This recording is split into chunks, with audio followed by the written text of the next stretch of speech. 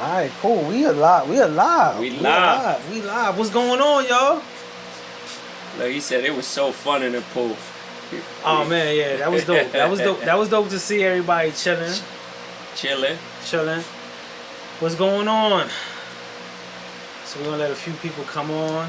Yo, effing genius was good. What's good, bro? So right now we are live on Instagram and TikTok. So we are able to see it, Miss Jackson Media Group. So we're able to Hey, see Miss J. the feeds on both between TikTok and Instagram. So shout out to everybody jumping on right now. My man Nate said, I got mad money.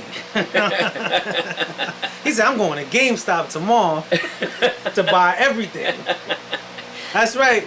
Get everything. Get everything. Nate said he get everything. He had Shout a out good to time D. yesterday. I had a good time. It was really cool. So yesterday, while we let some people come on, yesterday I got to pull up. Oh, they said the loud noise. Oh my, I forgot the fan is on.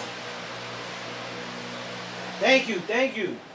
Thank you. We was over here cooling the spot. We was over here cooling the spot. Cooling the spot. Thank you, yes. So I got to see Nate put East New York on fire yesterday. I got to see him. Nah, it was cool. He was on the grill, hooked me up with mad shrimp. I was over there trying not to get jumped because he was giving me mad shrimp. People standing there like, yo, could I get a shrimp? Can I get a shrimp? He like, yo, Spud, you want another one? I'm like, damn, son. Yeah, listen. He came through. Yesterday was my son's party. We had a good time, man. Spud told me I'm gonna set the whole block on fire, which I almost did. I'm surprised he still got a bed. Yeah. We had a real good time. Nah, that was man. dope. I had a real good time. That was dope. Thanks to my boy Spud showing up. Oh you man, know. it was all love. It was Lil Nate's It's birthday. always. Lil Nate gonna take me shopping. Yo, Yeah. Nate, I need some games too. I got PlayStation 2.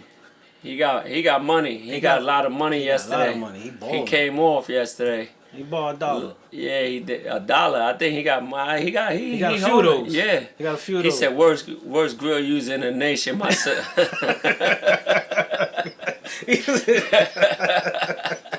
That kid. He got jokes. He got jokes. He a bad kid. Bang bang, I see you. So we are back with Dungeon Talk. I'm Spud Brooklyn. I'm Nate. And we are here. Obviously, there's someone missing. He running around taking care of whatever he got to take care of. I'm going to blacken his eyes when I see him. Yeah, again. It's all good. It's all cool. good. It's cool. Yeah, it's cool. But we here again. As you know, we give you living room conversation. We just inviting everybody in. There's been a few things in talks lately, man. There's been a few things in talks. I know everyone's up in conversation about the Lebron and Bronny coming to the league, and as a sports lover as yourself, how do you feel? Because I got my own viewpoint. I love sports, and a lot of people, their families in the league, and I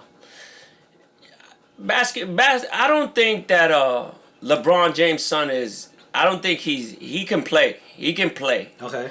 But he's not NBA material, and that shows that LeBron's name hold a lot of weight in the NBA. Yeah. So there's kids that was on the draft that didn't get drafted, that put up bigger numbers than Bronny. Listen, you know what? To each his own, but basketball. And then the Lakers said, "Oh, we did it because LeBron said he was gonna do this." That's not sports. That's not sports. Yeah, they shouldn't have said that. They really killed it by saying that. And number two is they ain't going nowhere. They ain't going nowhere. They dirt. They going nowhere. That team is going nowhere, Spud. I had two perspectives on it. I had one that he's most definitely not NBA material as of yet. LeBron has enough contacts and money to make sure that his son gets the best training, like development that he needs. And I don't think the investment in the development. He was getting it, but remember he caught a cardiac arrest, and I think college. He got hurt. He got real sick. That kid been training. He been in the best leagues, best basketball camps. So he's just not ready. He's not ready. LeBron is about to retire, and this is what he wanted to do, to be the first father and son duo on a team. And I respect that as a parent. As a parent, Bosco, Bosco, what up, Bosco? What's going on, everybody? Jumping on, I see y'all. As a parent, I know you want to set your kids up, right? You want to set your kids up. My analogy to it was like, right, take me right now. I'll be like, yo, I'm retiring from Dungeon Talk. That's it. I'm gonna put my daughter here, make sure my daughter is not ready for this. That's right. So regardless of what I want to do, you still got a responsibility to make sure, like, am I gonna make the best out of the decision to maximize what my goal is? So that was where I was at. Like, don't put your child. People were mad about he pulled the strings. Man, if you got the power to pull the, if I got the anybody power to would do it. Anybody would do it. That's the problem. That's the problem. Yeah. You know, the hate is crazy. That's the part. Listen, it's your kid. If anybody could do it, they would do it. So, you know, I'm not talking about that. Like, I respect it as a dad, because I would do it too. My son could be trash. I'm taking him with me. Straight up. You understand? You as a father, you're gonna do that. What's best for your kids? My son gonna enter the draft. We drafting him, or I'm leaving. Yeah. And you're gonna tell LeBron that you're not gonna draft his son? That's like telling Jordan you're not drafting Jordan or Kobe's son, or Kobe's whatever. Yeah. That's a given. That's a given to want to do that for your child. My thing was, if you know they not ready, like I would have did more like, yo, take a front office job. Make sure my son got the front office. Make sure he in position to make sure you good. Not because on top of him coming to the league, you know what happened? There's a super microscope on him. No one's looking for him to do good. But everyone is waiting to be like, you see? He ain't no good. You know what's the difference? He's a kid. He gonna be running up and down that court crazy. Listen, he gonna be running up and down. So people might be shocked. Do you think he gonna do good? Listen, those are grown men. Those are royal grown men, big body grown men. That been doing it. That ain't gonna let you just come like you going. And on top of it, you LeBron's son. They might hurt you because they can't do it to him. They're like, oh, word? You think you gonna come up in here and just have a freeway? Nah, son. This is for your dad crossing me. Bang! They gonna hurt him. This is for that dunk. They gonna hurt him. This is for the flop. He might get hurt. You know somebody might stall on him. Like, yo, your I don't even think he gonna play anyway. He got me traded. I don't think he gonna play. I don't think he gonna sit? He gonna sit. I don't think he gonna play. It's no way. It's no way, man. If they put him in, LeBron, I told you, LeBron hold a lot of weight in the NBA, man. He's Mr. NBA. He is. He's Mr. NBA. He's the face of the. He's the face of NBA. Even though Stephen got the same amount of rings under a short amount of time, I'm just saying. Steph the truth. You know what I'm saying? The truth. So let me ask you a question. Out of the two, right? Because if we stacked it up on time, rings, blah blah, Stephen would be like the next between accolades. I don't think so. Because now they say Anthony Edwards. It's a lot like basketball. Basketball is different, but anybody could be the face. But LeBron really holds weight. He's the scoring king. So, he holds weight. Yeah, he holds weight. He holds weight. I'm not ever gonna take that away from him. He most definitely he's all right. But he do too much for me. I'm not. He's soft to me, bro. Yeah, that's what I can't stand that. And people that do know me know that I'm not a LeBron fan. I'm not a LeBron fan. I don't care where he go. To me, the greatest is. Listen, to me, it's Jordan. To me, it's Jordan. In my era, Jordan was the best. I watched him play. I know there's a lot of people who watch sports now that only seen the highlights of MJ. Yeah, I watched, and I never rooted for him. I hated him too because I was a Knicks fan. I was a Knicks fan. So, but you cannot deny he was killing everybody. Like you did not like I asked the LeBron fan this question. 2 points, 2 seconds on the clock, tie score. You got Jordan and LeBron on the bench. Who you calling to take the shots? And if they say LeBron, they bugging. I'm like, who you calling to take the shot? Now, if I ask who you calling to take the flop, I'm like, LeBron, come on in. Yeah, let him flop. Come take this flop. You know what? He playing a softer era, though. He playing a very soft era. Jordan they was killing Jordan. If he would play with them, with Barkley, the Pistons, all of them old guys, I think they would have hurt him. They would have hurt LeBron. LeBron wouldn't be doing certain things he'd be doing now. It's different. It's most definitely different. When Mid-Atlantic Motors say Kobe, I guess for the shot. Yeah. Nah, Kobe most definitely. Kobe too. Kobe too. They don't even mention him. Yeah. They say, oh, LeBron the GOAT. How is he the GOAT? Where is he the GOAT? Yeah. Listen, he teamed up with people and he do whatever he want. Now. When I saw him call a ref to a fan, heckling him to get the fan kicked out, I was like, what are we watching? Yeah. And that's people that's paying. What are we watching, bro?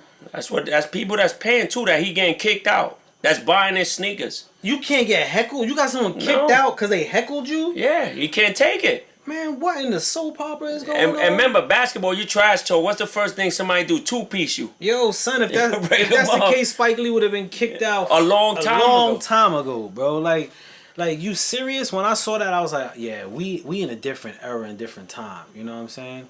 I got a question right here. Nate asked a question. What is your opinion on Jason? Jason Tatum taking the trophy everywhere he goes and copying every. I mean, I ain't feeling that. I ain't with all that. Like, that's his first trophy. But still, man, you ain't gotta do all that. Listen, bro. man, that's a championship trophy. A lot of people don't gotta bring, man. No, a lot of people don't. But there was a class to winning. When you won, you ain't have to be like, yo. It was like you pulled up. You was the winner. You won. You the man. You the man. If you gotta force it, you ain't the man. That's the difference with Jordan and these guys. Yeah. Jordan ain't had to do that. Jordan walk in the spot, you know the man coming through. Yeah. He gonna go there, perform. Basketball is a total different game. To me, basketball, I'd rather watch college than the NBA. Yeah, I ain't gonna lie. I haven't really watched like the NBA. Most of the games that I watch is because I went to the game. Yeah. Because it's different. Yeah, because it's live. You can feel it. It's live. The energy is dope. But TV, I haven't really been watching. It's been, I don't know. It has the energy. The energy has, but it feels that way in everything. The energy, the atmosphere, this era in life seems like it's dead. It's just it lost a lot. It lost substance. It lost flavor. It lost the cool. What happened to the cool? It ain't none. The cool is gone. It ain't none. You remember back in the days, you see everybody was cool. No matter what you wore. What you did. Yeah. You found the niche in the cool. Now what cool? What is cool? Now it's just sponsorship. Yeah. Killing everybody. A corny person will just invest a lot of money in a shirt, some jeans with a name, and think they cool. No, you're not cool. You just got expensive stuff on. That's it. You just got expensive stuff on. You ain't got cool. People lost the cool. You know, a lot of people, even with the jeans, even with the clothes, they got clothes on. I know you see the way they wardrobes, how they come in now, the basketball players. They look crazy. They look wild, stupid. They look crazy. Wild, stupid. If you got a stylist, they robbing you. If you got a stylist in the NBA and you pulled up in that, they robbing you, bro. It looks like a circus, man. It's like it ain't even like believable that it's you. You know what I'm saying? Like, I ain't gonna front. All right, like when Dennis Rodman pulled up, Dennis Rodman was crazy. When Dennis Rodman pulled up and whatever he did, it was him. We didn't ever look at like, yo, he trying. Yeah. It was like, okay, he came out with some weird stuff. That's that man's vibe. I don't think nobody owns their style no more. They copy other people's style. It's no like, yo, that's my style. No, they're fitting into a style. You know who got a style? Cam Newton. You ever look at him? Yeah. He dressed crazy, but that's it. It's him. So it's just him. It's him. All these dudes buying clothes because it's hot. Once it's hot, oh, let me get that. Oh, let me put this on. Yeah. They don't. Nothing's original. They won't come there. You're a basketball player. You got on a big jacket. You don't even know who make it. With holes in it. Big pants on the bottoms. They dress crazy. There's a difference. There's a difference between being stylish and wearing fashion. And a lot of people just wear fashion. They don't have style. They don't have finesse. I mean, if you can't take a $3 shirt, $4 jeans, and style it, And that's kill it. that's style. Kill. If you got style, it ain't no matter what you wear. You can. If you gotta just have name brands to put on, then you ain't got style, bro. You just wearing fashion. Man, You know what I'm saying? So, the game changed, and I see that across, not just sports, like music, entertainment. It's like every level of, expression, entertainment, sports, music, just lost that style, that cool, and it's like it's superficial to likes or popularity. No matter what kind of popularity, it could be the dumbest thing in the world. You know what I'm saying? As long as you're known, it's. But I think, Spud, they put on stuff and the kids try to mock it. They can't afford it. They can't afford it. They don't. The stuff they buying, they could give to do something better than what they doing. They can. They not doing nothing. That's why, like sports, like you say, Spud, there's no more. You're not entertained to go be like, you know what, I'm gonna watch it today. Yeah. I'm gonna go home and watch the boxing fight today. Even that. Even that's again. You be running home for a Tyson fight. Yeah. Back in I watched a few fights, man, and then the dude who won, I'm like, how he won, bro? He got knocked down 3 times. Dude got knocked down 3 times, held on for like 8 rounds, had one good round, and he won? Yeah. This is what you get. This is what you get when you start watching sports now. Everything is marketing. Everything is who's bringing in the most money. You pay them all this money. They won't even help. They won't even sign a jersey for your kid. Yeah, that's sad. They won't sign a jersey for your kid. None of them. They go there. Oh, kids asking them forever. Yo, can I get a shirt? Can I get this? Oh, I can't give it to you today. Yeah. You got millions of dollars, bro. I realized that he said they all dress gay. Shout out to 50-50. What up, cuz? The real BK man. Yo, I realized that there was a time where athletes realized that they were celebrities, but they didn't have the superstar mentality. Now, just because you're on TV, everyone wants to have this superstar mentality. I mean, even on social media, if someone gets a lot of, like, you have a little popularity and people check for you, but people have this superstar mentality, and I think it clouds the creativity, or it clouds the work ethic to really do what you're doing, because you channeling like, I'm on TV. Even with the social media, social media, one person, once they see that they hot, they start doing a trend. It's a trend. Oh, you ain't follow this guy. You ain't do this guy. Who is that? Ask people, who is that? These guys do trends. Let's go on here and do the trend. They watch things that they don't have no idea what's going on. They don't care anyway. Yeah, they don't. But they don't care. They don't. And that goes back to like the creative aspect, especially on social media. People will see something and dive into it, but not really doing it or being a part of it just for the look. Like people don't create because that's what they do. That's their talent. It's like, yo, I fix cars. I fix cars, right? I fix cars, and I got a video recording me fix cars, but my fixing cars is taking slow. But I see this dude running around, throwing water bottles, doing fake interviews. I'm gonna do interviews of throwing bottles and fake interviews. And now everybody's running around doing the same thing. It sucks, man, because it don't go back to the bandwagon. Just like F and Genius said, bandwagon. That's all they do. Straight bandwagon. It's bandwagon. They man. ride it. Listen, but nobody's original no more. Nobody. Listen, you rarely get somebody that's not bandwagon, got their own style, got everything on their own. Talking about that, forget all that. Like, we do this freestyle. We don't write nothing down. We don't. We don't do nothing. We just sit here and have a conversation and talking. And a lot of people they do their own whatever. And you go home and you see people just doing the same thing we did this week, do it the next week, and then try to switch up and do a lot of different. Just listen, we don't have a writer, we don't have nothing.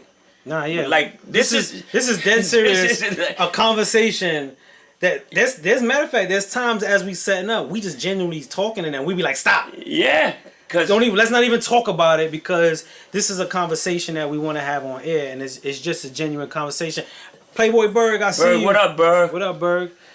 So that does take away from the creative aspect because like F and Genius said, the bandwagon, man, it makes it like, yo, find your own slot. And then it's like, okay, we got freedom of expression and freedom of but yo, don't full-time jack move it. But they do it. Listen, we could do something to y'all. I've been sitting here with you for a while, and we'll talk about something, and I see it on another platform, what we just talked about today, and they got it on tomorrow, saying the same thing we said before they even said it, and people watching it because it's somebody that has a little bigger platform. You understand? So we actually doing this freestyling. We not writing. We not doing nothing.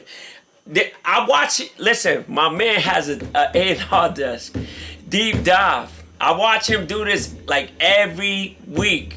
And I see people actually mimic his thing that he been doing a long time.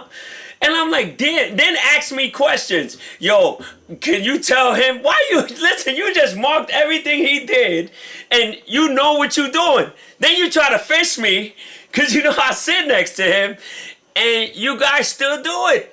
You mimicking everything we do here. You killing it. Like, go do your own style. We do our own style. We don't take nobody's nothing. We don't ask nobody. We freestyling. This is all the time freestyling with my brother.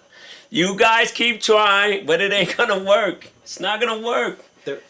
I told you I'm campaigning for Nate. I'm gonna be his running partner.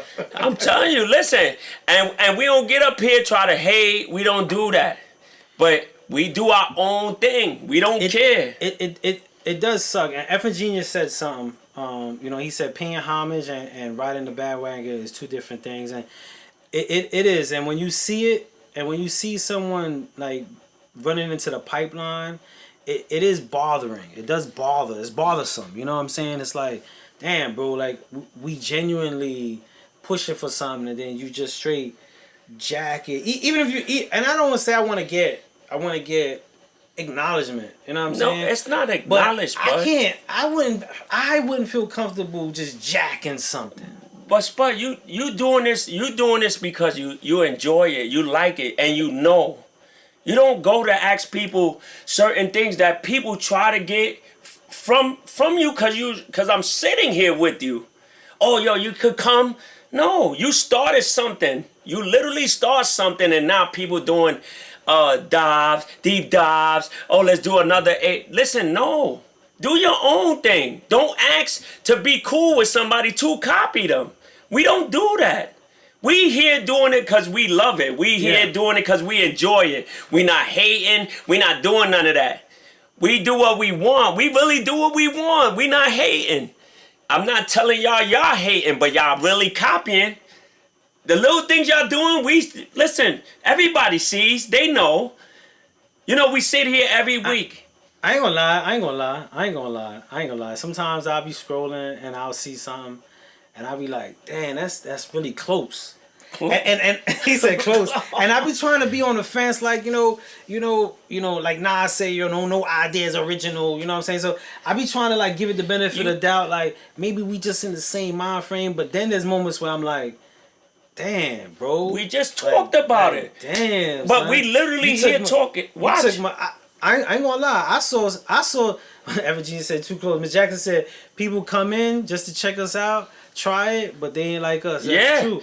I've watched, and I ain't gonna say nothing, but I've watched some people, and it's plural, like even some of the pinpoint of the jokes for certain moments that we're talking about. It be on other platforms. Hit the same joke on the same content that we spoke about, and I be like, man, that sound kind of familiar. I watch people say that they don't do this, but the next week they doing the same thing we doing, cracking jokes. That even when we talking serious, we still cracking jokes, cause we ain't write it, we just freestyling. But the next week they got the same platform with the same thing we talked about. Yeah. Listen, you could do it, you could try, but it's never gonna work. Enjoy it. You know, when you do it from a genuine place, the effect that it has is completely different than when you're doing it just for a particular agenda. You know what I'm saying? And this time, and I see a lot of people make their agendas on viewership, not understanding that viewership don't mean followship, and followship don't always mean support. But that whole thing with viewer and it goes parallel in the concept of, you know, my audience. And people don't realize not everyone in that is your audience that comes support. So I'm enjoying the effects. I'm enjoying that's the people difference. You see that you just see how you said that? That's the difference, bud. People get to look at you and see things that you say and go try to mimic it, because they don't have no idea what's going on. They just trying to try. So they fish. Oh, let me see what he said today. Oh, let's do this tomorrow. But they don't understand that you really do this as a living. You know, things that you do here and we do together, like you do this for a living. This is nothing new to you. So when they copy it, listen, I know you got it from somewhere. You didn't do that because you see it. You know what he's talking about. Yeah.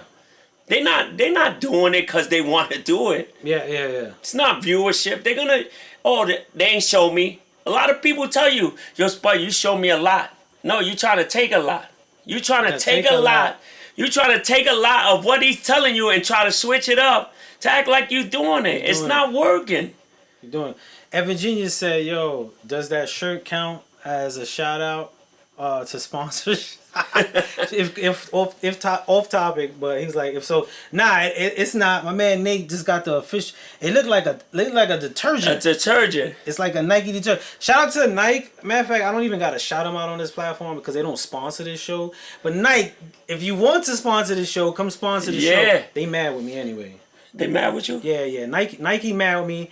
I could say it on air. I read my contract too, Nike. I read my contract, so I could say it on air.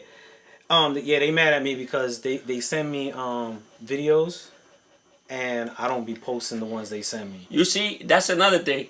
You see what he just said? Nike sends him videos. There's a lot of guys. You're not gonna do that. He gets things that you guys will never see. Like, you don't know. You have no idea what this man does. But shout out to Nike. The sponsorship counts. Yeah, it does count. I just need one of those the sound effects. Shout out to Nike. Shout out to Nike. And I'm wearing Nike, so you Nike. Understand? You know what I'm saying? Holla. You know what I'm saying? These people crazy, man. I'm sorry. We listen, Spot. I see it every week. I go home, I stroll, and I see people just doing the same thing we talk about today. Yeah. And you know, I be seeing it, and what's disheartening and not upsetting, but I think people don't really understand the concept of like making it a living compared to we are so lost in the look. Yeah. The look, like even Nike wanting to sponsor it, you like put it this way. I come across a lot of people who talk about business, want to know business, they ask me questions. No one has yet asked me that does anything. Yo, how you got the sponsorship? What does that entail? That sponsorship could be paying all my bills right now. Right? You know what I'm saying? Like, that goes to show that the business mind of where people are, they'll just look at the shows and be like, oh, he got 20 people on that show. 25. It might jump. It might fluctuate throughout the night of consistency and be like, oh, cool, they got something going on. And not understand the business of it. Like, and people don't go into it with the business, my friend. They don't want to. They just looking at the numbers. Oh, you got 20 people. Those 20 people, those are 20 loyal people that... Yeah, most definitely. That's going to be on here regardless of... I would do a show for the rest of my life with 20 loyal people than 100,000 of people who don't care, I don't care about it. And I guarantee you, half of these shows ain't got a Nike sponsor, and y'all ain't never heard him say that. Y'all never. Yeah. And that's not the. If he really want to really talk crazy, like you don't even know. And I'm gonna say this. I'm gonna say this on air.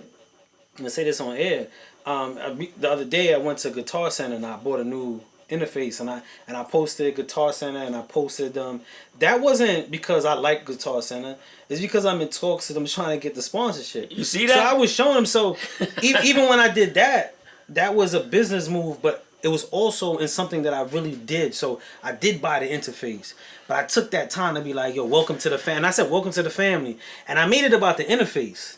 But I was actually in Target getting the receipt back for my taxes because I had to give him my paperwork to the taxes. I posted it while I was there to show the manager what I was doing because I'm in talks of having them sponsor the shows so that way I can get equipment. So it ties in. So, it's like, you just gotta be witty, and I don't think people really genuinely. They don't have no idea what, like, Spud come with a lot, man. Spud don't just sit here. Listen, I sit here and I be amazed that he's sitting there. Listen, I know him. He's my brother. Like we talk so much, and I was on his block yesterday. You understand? It's just crazy that.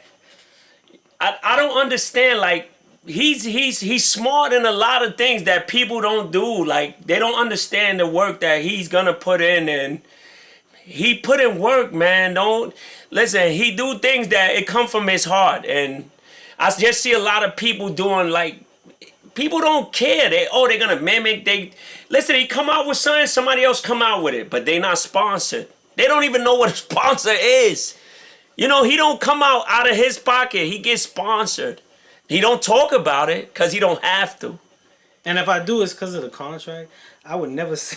Yeah. These are things that he can't say. I'd be like, I got to say that? Like, I got to make sure. I sit here and I'll be like, damn. If people were smart like him. and what bothers me, what I really start to realize, I'm trying to be very cool. My man said he got time to jump on the live. He on live. Sin, you in trouble, Sin. You see this eye of yours? Make sure you got your glasses on. I'm breaking them down the middle when I see Sin, you in trouble, Sin. He jumping on the live. You better have used somebody else's account. You gonna jump on the live. That's like calling out from work and go shopping right across the street. He don't care. Ooh, wait till I see him. Knocking his flat top off. Sin, you really didn't come to work today, Sin. Wow. Bro. No work, Sin. Wow. I was late last week and you took off this week. That's that generation, yo. You serious, Sin? This era is wild spooky, B. Wild spooky, son. He quiet, though. Say something, Sin. Nah, he ain't gonna say nothing. Say something, Sin. He said chilling. Ooh. Even like back to even music. Even music, like people get into things that they have no idea what's going on. Yes. They have no idea, Spud. So when it comes to the music side, right? Like, from all the other shows and all the content that I give, I'm always trying to like feed the music thing. And what I realize with the music a lot of times is people's look at the reward rather than the road too. And they focus on the reward, and that's what's misleading to a lot of people, because once they focus solely on the reward, the journey in between, it gets lagged. There's a lag time because they're just looking at, I could change my life, I could do this, I could be famous, I could be shaking out, I could be doing X, Y, and Z, instead of building what they got to do in between that. And I see it a lot. I mean, even the questions I get, like, I say this a lot. Sometimes I'm at conferences and I be like, yo, I just told y'all everything that I do. I give y'all a moment to have a conversation with me. And that's what you ask me? What kind of car drive? Look at the questions he gave. Yo, how you get those sneakers? I be sitting there like, word? So y'all counting my bread because y'all gauging the rewards. But y'all ain't say, I ain't hear not one person say, and this is real talk, this is word to everything. I think you probably the only one that really asked this question. how did you get in the building?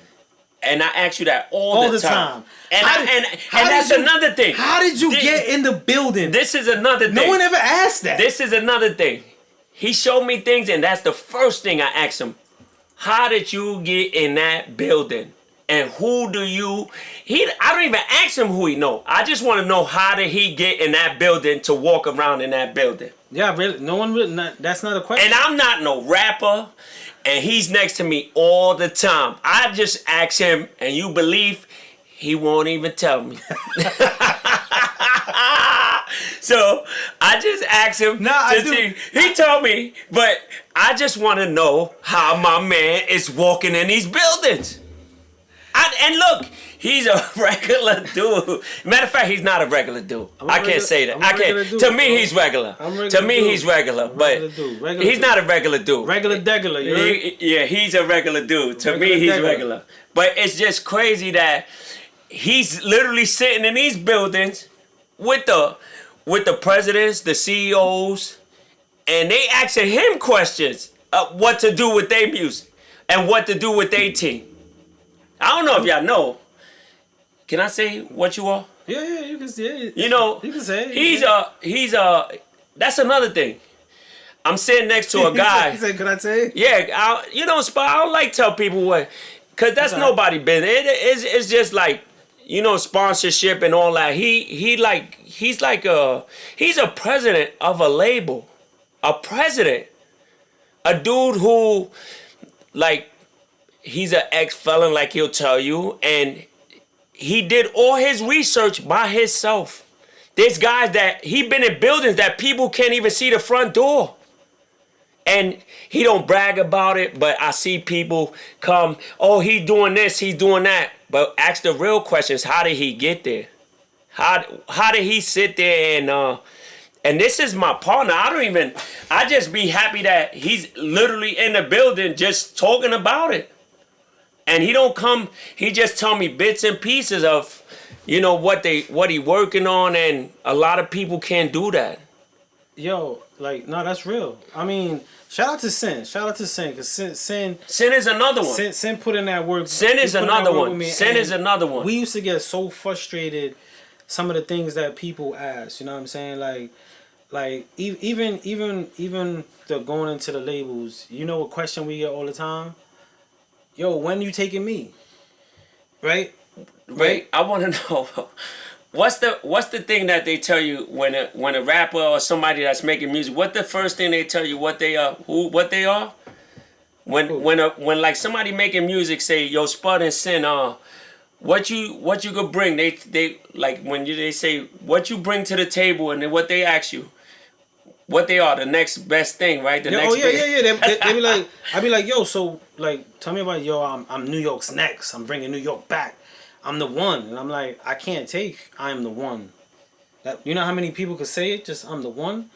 You know what I'm saying? But one of the things that always bothered me, like if anybody really have a conversation with me, stop me. I'm approachable, even though sometimes Sincere be like, yo, I'm not.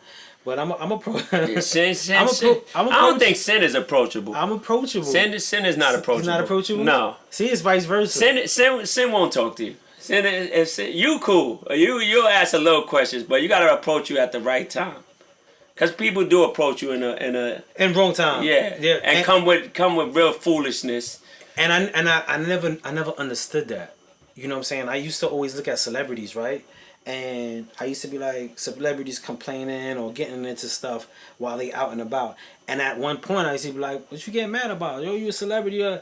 And I came across, and I'm nowhere near any, like, celebrity to me. I ain't nowhere near a celebrity, right? But I was out eating, man. And I remember eating and someone coming over, bringing someone to spit to me while I'm eating. And in that moment, I'm like, damn, like, I'm going to hear you. Give me a second, I'm trying to eat.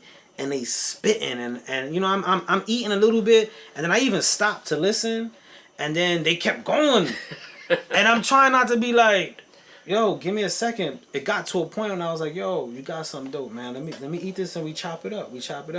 And even when I said that, I'm eating like, yeah, yo, I got this amount of records. Yo, watch when my video come out. Yo, I know this person, and they going through this whole thing, and I'm like, this is that moment that celebrities be like, yo, get the F out my face, man, yo, and they flare up, and in that one moment I was annoyed. Imagine that every day. And I asked him that, can he take that every day? I just recently asked him, yo, can you take that every day? I'm disappointed, kid. Yeah, but where? That's it, kid. I'm gonna retire, bro. No, you can't. That's it, bro. You can't. You can't retire, Spud.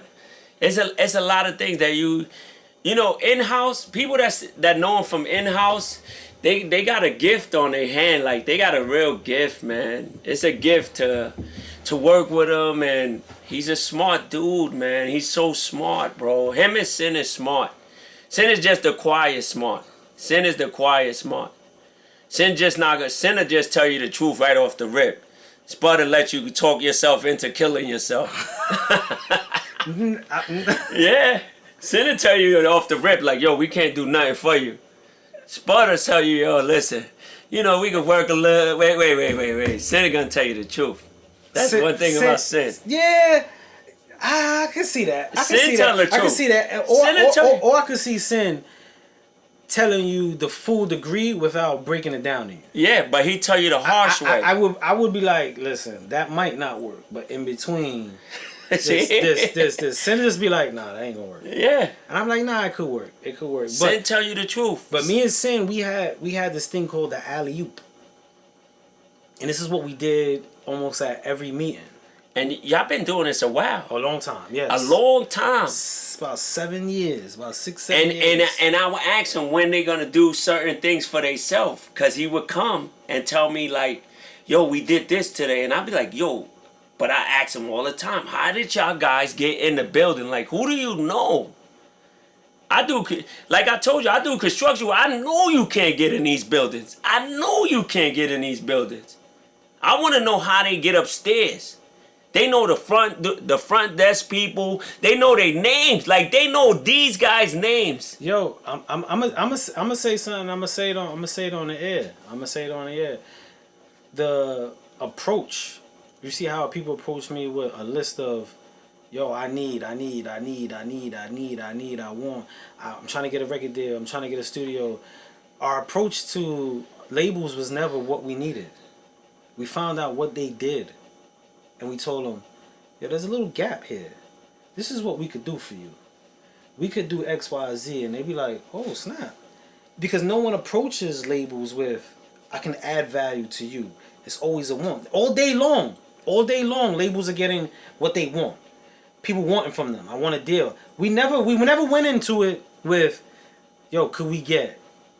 It was just, from the mass appeals to the RCAs to the Universals, everything was always adding to the point where they'll be like, yo, we're looking for a female artist, kind of like a Lauryn Hill vibe, could sing rap, willing to take a writer. And me and Sin thing was 24 hours. Any meeting we went to, 24 hours. Whatever the meeting was about, we're gonna do it in 24 hours. That was our stand. So when they say, yo, we looking for this artist, as soon as we leave the office that day, I'm like, yo, could we set up the meeting? So one of the things that really set us apart was when Def Jam was looking for, and what I was saying was accurate, they was looking for a female artist that they could really write songs for. She could sing, rap, but they would write the raps. Lauryn Hill vibe, but a little sassy. Sin knew this girl. He bumped into a girl in Empanada Mama. That one day he bumped into her. Didn't see her. Told me about her.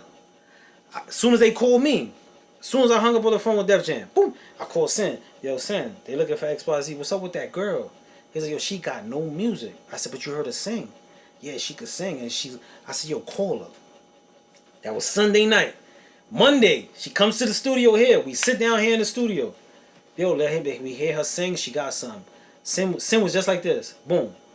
Find a beat. We found a beat. Sin is like, I'm going to write for her. All right, you write for her? I'm going to mix it down. Monday, we recorded 2 records on Monday. Went to the meeting on Tuesday. It was a go. They green-lighted it. We'll go. Sign her. Can a lot of you guys do that? Sign her.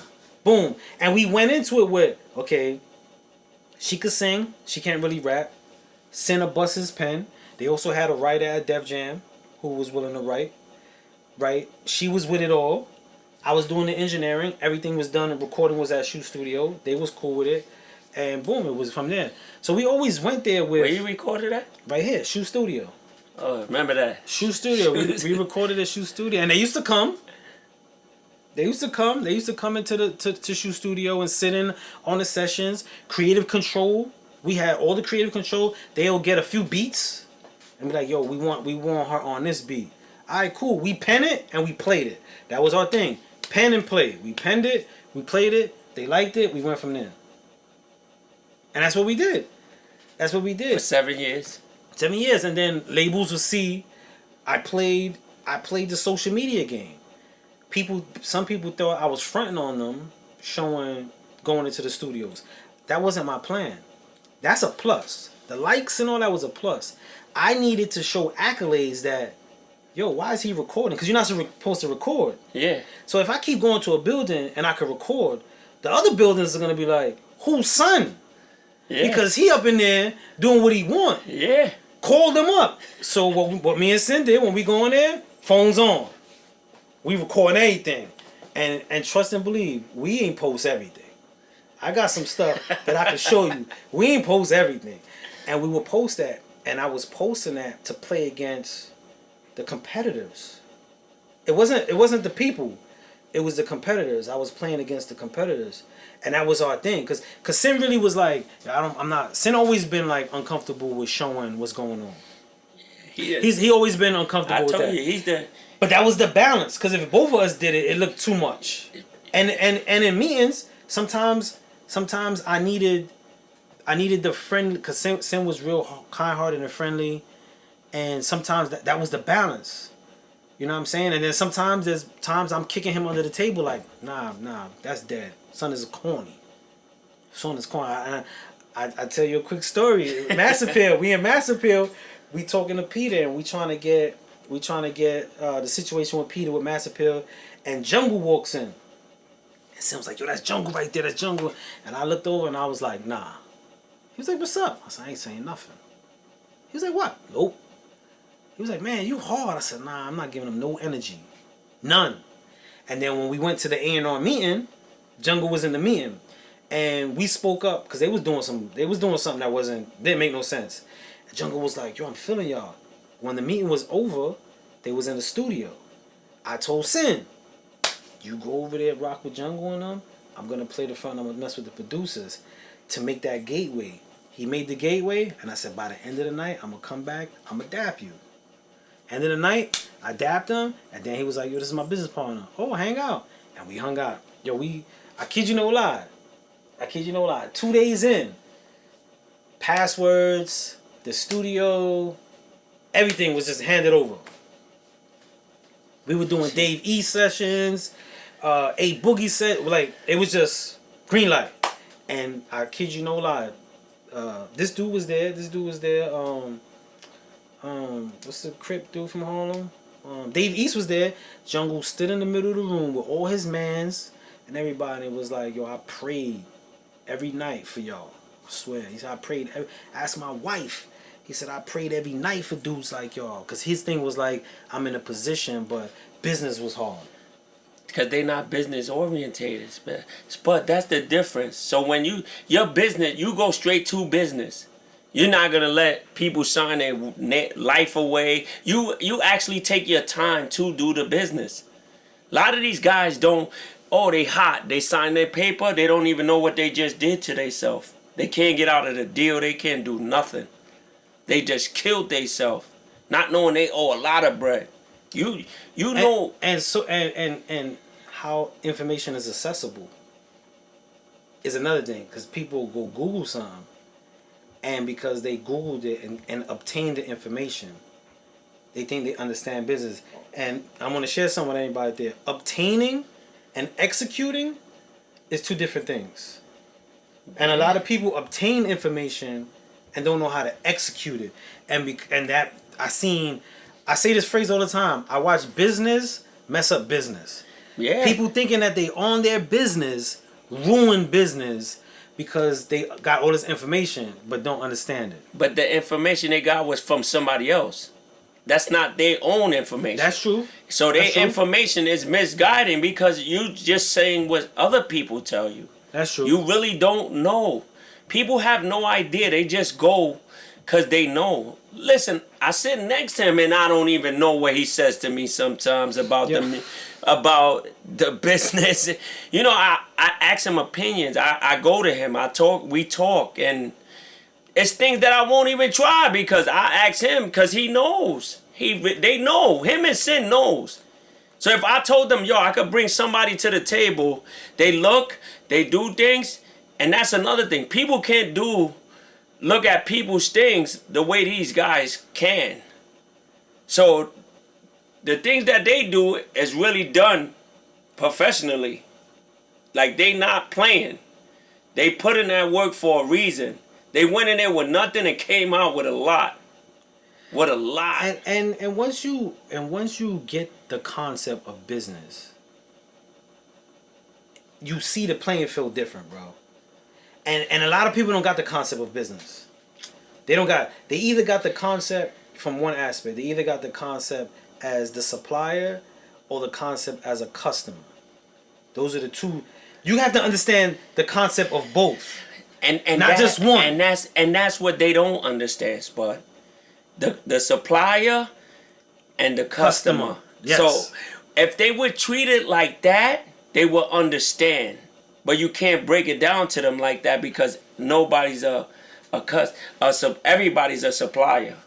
Everybody wants to be a supplier. Understand? Yes. Everybody wants to be the supplier. With a customer mind frame. But with a big customer mind frame. You know what I'm saying? Because you shopping. And this phrase, you're only a customer. That's when you're right. Walking in the presence of a hustler. Yeah. When I heard we spend money all night. You understand? When I heard that, I was like, man, that's the truth. That's business at its finest, right there. And he broke it down to you. He really broke it down to you. He broke it down to you. And you listen. There's a lot of songs you can listen to, and they break it down. Break it down. It's very good, very well. Yes.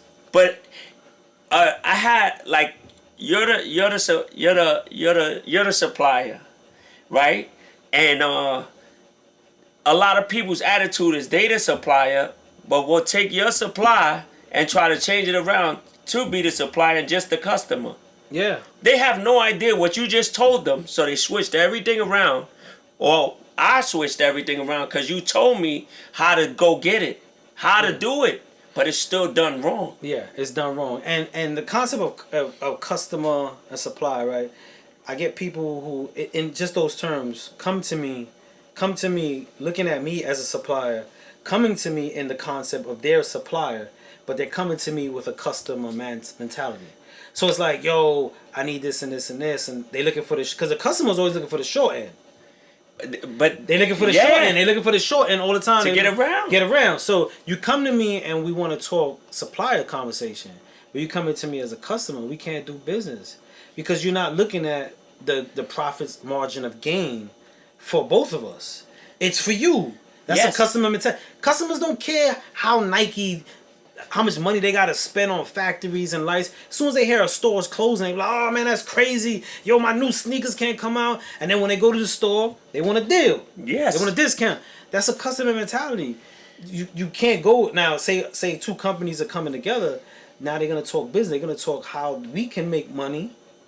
How much I gotta invest in this? All right, so I'm gonna put in 50 million, you put in 50 million so we can make 700 million. Yes. Or whatever the case. That's the concept of business I don't think people get. The you and me make money.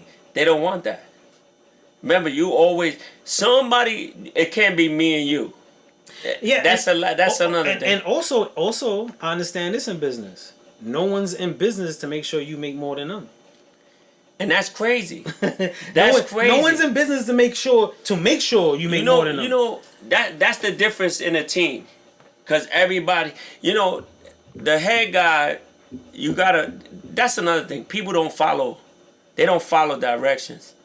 How they say it, there's a lot of Indians, there's a lot of chiefs, but no Indians. You know, you got to work your way to get to where you want to be. Yes. So they want you to give it to them, but they're not working. They're not working. Nobody's working. So let me get it. That's true. Listen, I could give it to you. What are you gonna give back? But it ain't even that.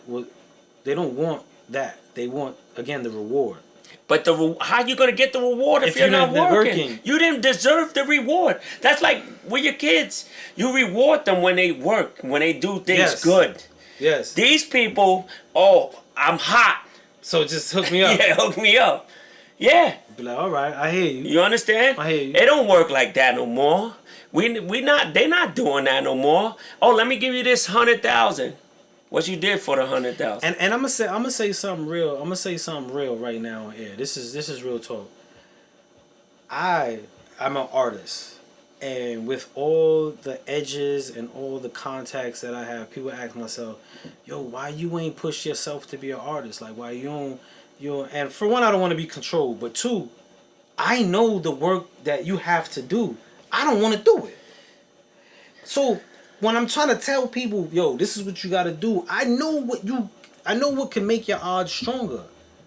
And I know how much of that work it takes. I'm not doing it. So I'm not even going to push myself to be an artist to get signed when I know there's work to be done. That's how much work is to be done. I don't want to do it. And he's really an artist. I don't want to do it. And that's the difference. I don't want to do it. So the people that are making music and doing the things that there's a lot of people that got music and don't even own the music. Don't even own nothing. A lot of that. They don't own nothing. And when it's time for them to go up there, they don't own it. They can't do nothing else. They don't have nothing right. You know, they don't even care about their paperwork. If you ask them certain things, people will be like, "What are you talking about?" Yeah. What are you talking about? But people would trade the look. They would trade the look. That get played out, Spud. It does. But I've watched people invest a lot of money on, their presentation on social media, the front aspect, and not really give any true sense to the escalation of their career. Because it looked, and they could brag, and they could. It's a lot of pride. Even like when you tell them, people sit there and still will be in the same predicament a couple of months down. Yeah. Just sit there. You just explained. It's not hard. If people work, I don't think it's that hard. If they would listen, matter of fact, just listen and take down what you said to go succeed in life as an artist, I think people will be much better. Go a little farther than what they think they are. They drop music, but you're not getting nothing for the music.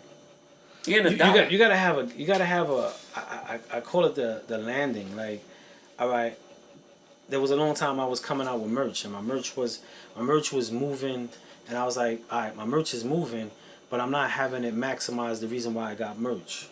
Because I was an artist and I want to make that expansion. Yes. And I think a lot of artists now kind of do that in reverse. They'll put out music with nothing to land. So they'll drop a dope video, drop the video, but then we watch the video. They're not leading them to their Spotify, or their Spotify leading them to their website, or their website leading them to something. TikTok is like, yo, y'all here? What's up? What's going on? It's not leading nowhere, and that's a big problem for their career because they're putting out stuff without maximizing the exposure, and it happens a lot, and it's hard to explain that. It's hard to explain it to a lot of people because, it feels like you're messing up their momentum. No one, and it's something with me. I hate, and this is my personal thing. I hate sounding like I'm coming off like a know-it-all. I hate it. So a lot of times, I'm always giving a perspective of it. I'm never telling you what to do. I'm never telling someone what to do. I'm giving you the options of what can happen and what I would do. Because I hate criticism. That's what it is. They can't take criticism, and no one likes to feel like they ain't got it down. And I get it. I get it. I get it. No one likes to be like, I worked this hard and I'm wrong. I get it. But if you don't know, how you know you worked hard? Because you don't know. You don't know. You have no idea what you just did. Somebody that actually knows and will guide you, they don't know. So how you don't know? I'm teaching you what to do, and you still don't know. You don't know. So you're not listening, but you care what you know. I will say that. They're not listening. I would say this. People are not listening. People don't listen. At all. People don't listen. He don't know what he's talking about. People have paid me to consult. Paid me. Now, when you pay me to consult, it ain't no like, I'm not pussyfooting around. I'm like, yo, this is this. People have paid me and I've laid it down, and at the end have told me like, nah, but I'm gonna do it this way. And I be just like, you just did 2 hours.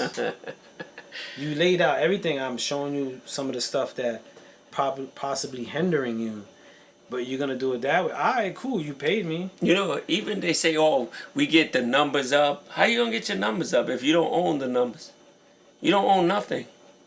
Your nothing you have with your numbers that do, you don't own it. You can't get nothing. Now, also with numbers, getting your numbers up, right? What's your plan once you get your numbers up? Like, what's the goal for numbers up? And what numbers are we talking about? There's many different aspects to artistry. Yeah. That, you know, are you just getting your Spotify numbers up? Or is it your social media numbers up? Like, what numbers are you focusing on? And the why. There's a why. You know what I'm saying? There was a moment where I was getting, and I was probably like, like 5,000 followers in. I was getting mad energy. Videos going to 10K off. I mean, if my wife was on right now, she'll even crack the joke. We were in bed like 3 in the morning. And she was like, yo, you could damn near post anything. And I said, nah. She was like, we were in the dark. She said, post a picture in the dark and make a comment. And let's watch how many people reply. How many people reply? I can't remember how many people reply, but I was getting, that's what I'm talking about. Yo, word up, grind time. All kind of stuff. And it was just a picture in the dark.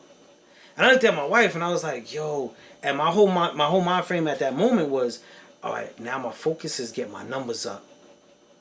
I'm getting the energy. If I get some more people with this energy, I can have some different momentum. And I got my numbers up, and my numbers going up didn't help me. My numbers going up actually clouded me, because I think the demographic that I had at the time, it was so tight-knit that I lost focus on the tight-knit, looking at a bigger picture, that a lot of the people that were there earlier on just kind of like faded away. And then I'm looking at the numbers like, oh, my numbers are going up. And it was different. So like even now, this is why I focus on my core fan base, because there was a time that I didn't understand that. And I was looking at the numbers. I got to get this 5,000 up. When I got it to 7, I'm like, oh, I got to get it up. And I kept going up. And if you go through my reels, you'll see different phases. Like when I was doing Industry in the Street. When I was doing... I was wearing, at one point I was wearing a ski mask, doing like some like terrorist, but in the aspect of giving information. Like if you go through it, you'll see many different phases of me seeing what worked with truly what I wanted to do, which was share information. I was trying different ways to share information because that's all I really wanted to do. They asked me, like my man's asked me, I tell them, yo, they asked me how you watch your show, right? I'd be like, yo, go on YouTube, like you know, tell them what it is on, the right spot, and they say, yo, you need like 100K. I don't care about 100K. I don't really, you know, the numbers they say, oh yeah, when you get 100K, they get you get a deal. That's not true. But this is their mentality. I've shot, and Sincere we shot people with like damn near $1 billion. And we couldn't get him a deal. And not only, and this is the crazy part, he was in a deal. He was signed to Sony, and we couldn't get him a deal because he was leaving. We couldn't get him a deal. Got music, made charts, got all the viewerships, couldn't get him a deal, bro. That's sad, so, bro. So, like, the numbers is customer base model. Not saying that the labels and brands don't focus on it. It does help give a perspective. But people would look at something dumb with a lot of numbers, then look at something that's useful to them with little numbers. That's crazy. It is. But understanding that helps as well too. You know, that's why I come and ask the. You can't just ask anybody for advice. I'll tell you that. You can't. You really I'll tell you that. And if you're getting your numbers up, get your shit right before you get your numbers up. You gotta get everything right. And for anybody on right now, please feel free to chime in on that. I would love to hear perspectives, even if especially if there's artists, business. Yeah. If there's anybody, please feel free to share that. I would love to hear the perspective, because I think when it comes to that conversation, I don't want to say it's one sided, but it's not. You know what I'm saying? I would like to hear. So please feel free to share that. If you have anything on that. People look at the wrong things instead of the right things, man. They gotta be more focused in what they really want to do with their life. What you want to do with your life and where you want to go with it. It sound good when it's out, but do you got your things correct? Do you got anything right? Do you read? Do you read what they gave you? Yeah. You know, people sign contracts and not read what they gave them. Oh, these guys are making millions. No, they owe millions. And on the flip side, I've seen people not only not sign the contract thinking that because they have some information on what they deserve, turn down good deals. Thinking because they feel like it's bad, or I didn't get 100% of my masters, I'm not signing that. And I'm like, yo, you don't understand what you just gave up. The opportunity. And negotiating. Contracts are negotiable. No one sits the time to go through it and be like, what does this mean? They'll tell you. A label won't hide it from you if you ask them. They'll give it to you hoping you don't ask and just sign. But if you go in there and be like, I'm a little confused with this line right here. It says the likeness and images, you guys can control that. Now, when you say control likeness and images, what does that mean? They'll tell you. Blah, blah, blah. They'll tell you. They're not going to avoid it, but they will hope that you just sign it. People, and they will sign if they see a lot of zeros. Yeah. If they see zeros, oh yeah, they sign it. They sign it. They sign it. They went bypass everything you just said that we gonna look at the likes and the images. They're gonna bypass. Oh yeah, I mean, 90% of contracts that got signed is because they just looked at the value of what they get. I remember a while ago you said you bought all the bad contracts. Yes, I spent like $15,000 on bad contracts, and when I spent $15,000 on bad contracts, I only had like $16,000 to my name. So you had $1,000 left. You bought 15 bad contracts. I just brokered a nice little deal with a song, got it placed, got a few dollars, and when I went back to read about the contract, I realized there was so much more money that I could have made on this record. And a lawyer went through my contract and he showed me, like, yo, you didn't negotiate foreign rights. You didn't negotiate reruns, DVD sales. You didn't negotiate. So he was breaking down things that I didn't think about. Because he's like, yo, the US dollar in London is more. You didn't negotiate your foreign rights. So you would have been making more money once it aired over there. Or wherever it aired, I only focused on here. So he was breaking down all this. But he was able to do that by my contract. So I was like, I need bad contracts. So I started buying up all bad contracts so I could see what was wrong. Because that's the only way to figure it out. So I went and got the Prince, Michael, I bought the Locks, I bought DMX's, I bought, I was going to say Katy Perry, a Courtney Love contract, I bought the Beatles contract. Beatles had a bad contract too? It wasn't bad, but they didn't own their masters. Wow. Yeah, they didn't own their masters. Did Michael Jackson own their masters? Yeah. How did Michael Jackson? See? Yeah. That was weird. I was listening. And like Prince had the best lawyer in the game, and he didn't own his name. That's why he was the artist formerly known as, and he had Prince. Because he didn't own his name. When he was, the label was like, "Bye, we keeping this, and because we keeping this, we could drop music with that. You can't even perform with your name." So Wow. yeah, and he had the best lawyer, Wow. best lawyer in the game. So I wanted bad contracts, and people was like, "Yo, you bugging." The Locks had a real bad contract, right? So I'm gonna be honest with you, the Locks made more money with Bad Boy than they made with Rough Riders. Serious? Yeah, bro. But they didn't make no money. Puff made the bread. Puff made more money on their publishing. But when they went to the Locks, that didn't mean that their contract was over. They had to pay back what was bought by Rough Riders. Wow. So they personally made more money with Bad Boy. So DMX made less money with... No. DMX made... So DMX was never signed to Rough Riders. He was signed to Def Jam all Def this Jam. time. Yeah, it was But only, he had a bad contract? So, yeah, his contract wasn't the best. All right, so put it this way. He made $97 million. DMX? $97 million everything he made. Holy But he only walked away with 3. you're right. I heard that. I even heard he owed. He walked away with $3 million out of $97 million.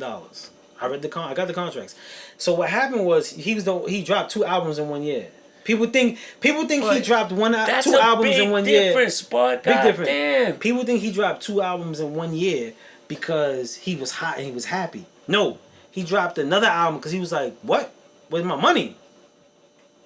And so what happened was he dropped his first album, everything that recouped and didn't recoup how much money they invested, the marketing, all had to get paid back. So when he got that 1.5 and he saw how much money, by the time he got his 1.5, his expenses was high. Rent, mama, wife, car, lawyers, taxes. He needed more money. They were like, "Yo, we'll give you another budget, drop another album." But So he took another advance, paid his bills, dropped another album, got another like 1.5, 1.6, and walked away with like 3 million plus, 3 million and But some change. how 97 minutes? So see stuff like that, I was like, I gotta read the paperwork. There's no way to explain it. You gotta read the paperwork, and then you can see it, and that's what got me into business. Reading bad contracts. Everybody that I know something bad happened to, I wanted to read it and see where it said it was bad and you missed it. So that's how you learned everything that you know for watching, to read all the bad contracts. That helped me a lot. That helped me a lot. Because DMX shit just drove me crazy. 97 million. Yeah. And he was in a hole when he died. Yeah, because God rest his soul, DMX. You still gotta pay out what you owe, and if you redline, especially if you take an advance on top of redlining, it's the interest. Oh, and then God. On top of it, what people fail to realize, you and the label are in business. Yes. So I gotta break you PC out of what I already. So I owe you, but then on the profits we gotta break PC. So just for example, say you spent $40 million on my album. Just on you. That's the expense, marketing, promo, $40 million. We drop the album. The album goes $50 million. I owe you 40. I pay you the 40. Right? So that means I got $1 million left between us. Now I gotta break bread with you. Suppose it's 80-20%. You get 80, I get 20. I get 20%, I get $200,000, and you walk away with 800. Oh, see what I'm saying? And that's just short term breakdown. That's just a short term. So the expenses is what kills artists, because a label will be like, "What you need? Hotel, car? Yeah, we flying you out. You're gonna get to the studio with Dr. Dre. Yeah, how many beats he got? You like 7? We'll buy him. And you out there, you fly your whole crew, your kids, and you think about it, you fly, then you land, you got to drive, then you need a place to stay, and then there's food, then there's studio, production, the fly back. So you got all this. The label like, "Yo, we cover it all," and what they do is they keep a tally of everything that was spent. And then when it's time, they like, "Yo, you owe us this. Now that you paid that off," and you don't make money on what you gross. You break up the net. So after you pay your taxes and you do all that, then they'll be like, "Give us our share." You got to pay on the net, not the gross. Damn. So after you pay out all your stuff, then they be like, "Give us our PC." And then you be like, "Wait a minute, you taking more of my money? Oh no, that's what you just owed us. Now we got to do our business. We're partners, and now you got to give me my percentage, your Oh, percentage. they heard them. They So- get you. So a lot of artists don't know that. Michael ain't owe nothing, right? Michael was calling them slaves. He was a slave. That's why they finished Michael off, Yeah. yo. Mike owned a lot. Mike owned a lot. He was losing a lot of his control. Damn. He owned a lot, and he didn't have one contract. He had multiple contracts because he went from Motown, and the Motown contract wasn't bad. When he got out of the Motown contract, that one was kind of tight. He renewed his contract. When he renewed it, he didn't really, you know what I'm saying, things was going great, and he just renewed it. And then they had clause like what single. His contracts was very interesting because they would stop the news would broadcast when his music dropped. You know what I mean? Yeah, but how They had a whole. Everything was stopped. Like it was prime time, like 6 p.m. Yeah. The news would be like, now we're going into Thriller, Michael Jackson, and everything was stopped to drop for Mike. That was part in his contract for worldwide viewership, and they had to get everybody on board for that. Everything stopped. Michael was smart, yo. Yeah, he was a great businessman. Yeah, he was He was smart. a great businessman. I don't want to say too much, but he almost owned Sony. Yeah? Yeah, he almost owned Sony. What's his name on it, right? Clyde Davis? Nah, Clyde Davis. What Clyde Davis on? Clyde Davis, he had Arista, and then he had J Records. No, he was very big and instrumental over there. But shout out to Clyde Davis. Me and Sin bumped into him in the elevator. Yeah, Center. I remember y'all Bumped saying into that. him. I was like, man, he old. Whoever's watching out for Clyde Davis, do a better job. He was looking bad. Damn. Like Wendy? Yeah, he was looking like Wendy. But you know what I said to Sin? I looked over at Sin. We looked at each other, and I was like, bro, we in the same space. Yeah. We in the elevator roaming around, because we was roaming around the building. I ain't gonna lie, we was wilding. We went to every label and just walked in. On the people, yeah, you doing like the job. In there, sitting at desks. Nobody said nothing.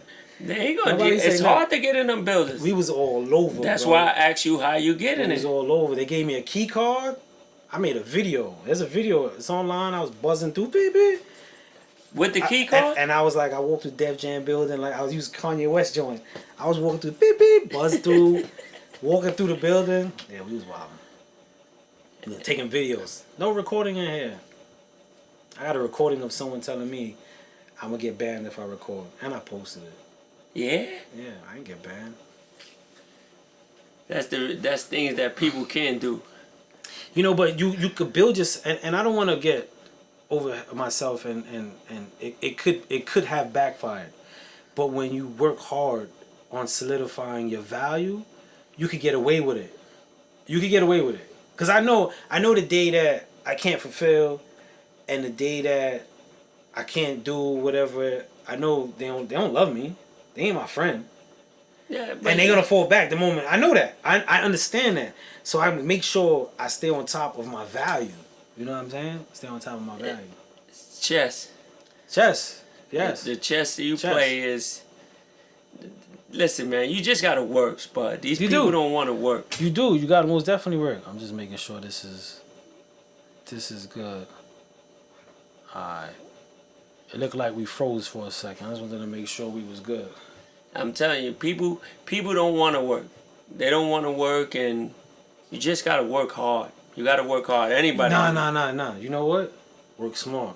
Work real smart, but you gotta work. Spud. You gotta work. You gotta work. You gotta work. People don't want to work. You gotta put the effort in your work. Work smart, bro. People don't want to work, man. Work smart, because I see people in the studio working hard, bro. They in the studio every night, breaking night, and just working in the studio every night, breaking night hard, ain't gonna do it. There's some more stuff you gotta do. So people be like, you're working hard, and I be like, yeah, but you gotta start working smart. Even that, you're in the studio every night, like, but this thing, man, you forget you gotta bring it to somebody for they could clear it. Yeah. So the more you in there, you know, you gotta go. You gotta be smarter. You gotta go there with the right mentality to shop the record and do a lot of things. You do. Oh, I'm hot. No, you hot. You hot because you said that. The internet said that. Yeah, it's got to be more than hearsay, because that's what it boils down to, hearsay. It's hard. Hearsay. It's hard, especially to be an artist. It's very hard. It is. It is not easy. Cause now the music they got out now. It's not easy, and then you competing against a saturated market. Yeah. I mean, everybody trying to come up. They. Everybody. So you got to do something. You got to do something to stand out. Create your own shit. And don't be gimmicky. I mean, if you're gonna be gimmicky, make it work. Like whatever works for you, just own it. Own it. It's hard, Spud. Own it. People not original. They can't. Even if you do make your own shit, now you just then you switch up when it's hot. Once it's hot, they switch up. Yeah, and that's what kill them even worse. That's what kill them even worse. You was hot when you was that person. Word up. These people like their music be hot until they start making that money, man. I don't know why they changed like that. Hey, if you happy with it, fuck it. If you can deal with it, like, hey, man, if you can handle it, do it, man. But I do want to send a shout out to everybody that jumped on. Shout out to everybody on TikTok. Shout out to everybody on Instagram that rocked out with it. Shout out to everybody that commented, showing love. Again, we always just giving you living room conversation, just building. Shout out to Sin, who ain't here. Yeah, where's Sin at? Sin came in and ran out. Disappeared. But it's okay. It's okay. We'll get him next week. Next week. And also, if for anybody that's on, feel free to DM us, send us any particular topics or stuff that you're curious or would like a perspective to talk about. I think one day we might have a segment where we invite people to come on. We could send them the link. They could jump on with us, and we could just vibe real quick and do that. I think we're gonna do that very soon. Just introduce that to people that want to jump on. Yeah. And have people ask your questions. Add to the conversation. Ask a question. Whatever the case may be, man. And I think that's something we I like that. I like that. You just put yourself on and ask us a question. I like that. Come on the show, man. But I think we're gonna close out tonight. Yes. It's been cool, man. Thank you again. I'm Sport Brooklyn. I'm Nate. And this is Dungeon Talk, man. Yeah. Thanks for rocking with us. Boom. Let's get this real quick.